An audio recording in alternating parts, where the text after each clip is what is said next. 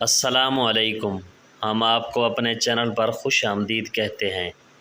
بہترین معلومات کے لیے ہمارے چینل کو سبسکرائب کریں۔ بہت بہت شکریہ۔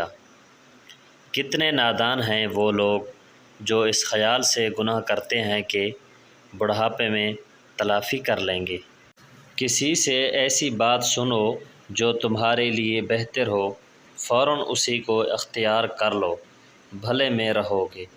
کوشش کرو کتابیں پڑھو، کیونکہ مطالعے سے ذہنی صلاحیت میں کافی حد تک اضافہ ہوگا۔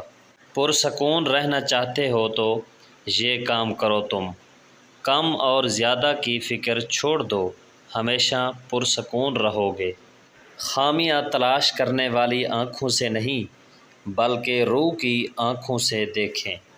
اگر آپ کو دن میں صرف ایک بار دعا کا موقع میسر آئے تو صرف اللہ کی شکر کی دعا کریں۔ مایوسی اور کامیابی کبھی اکٹھی نہیں رہ سکتی۔ آزادی اور کامیابی کے محل میں داخل ہونے کے لیے ہمت اعلیٰ پہلا دروازہ ہے۔ دوسروں کے کہنے پر چلتا رہا، میں اندھا تھا اور ہر کسی کے بلاوے پر سر جھکاتا رہا، میں کھویا ہوا تھا۔ پھر میں نے سب کچھ بھلا دیا کہ پھر میں نے سب کو پا لیا۔ جو کل گزر گیا وہ لکھا جا چکا، آج تو بیج بونے کا وقت ہے۔ مومن وہی ہے جو آخرت کا راشن پانی مہیا کرے، اور کافر وہ ہے جو دنیا کے مزے لوٹ کر رہے ہیں۔ طرز زندگی اور نظریہ حیات پر سب سے پہلے خاندانی تربیت کا اثر پڑتا ہے۔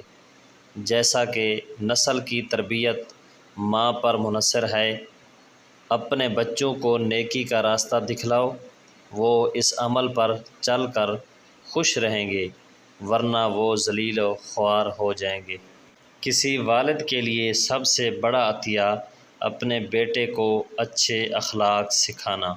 اچھا بننا مشکل ہوتا ہے، جبکہ اس کے برعکس برا بننا بہت آسان ہے۔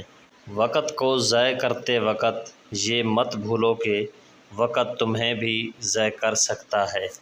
اگر رزق تنگ ہو گیا ہے تو دولت مند ہونا چاہتے ہو تو گھر میں ایک چارپائی کو اور اس پر برتنوں کو الٹا کر کے اس پر رکھ دیجئے، بہت جلد دولت مند ہو جاؤ گے۔